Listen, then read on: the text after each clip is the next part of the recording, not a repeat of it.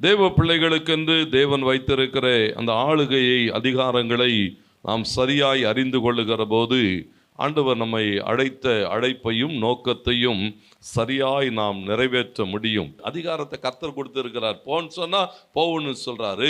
பயன்படுத்துங்க. தேவனுக்கு மகிமை உண்டாகட்டும். வாங்கி வைத்து கொண்டு வெறுமனே வைத்திருப்பீங்கன்னு சொன்னா, ஊர்ல ஒரு பழமொழி சொல்லுவாங்க பார்த்தீங்களா, இந்த நாய் பெற்ற தெங்கம்பழம்னுவாங்க.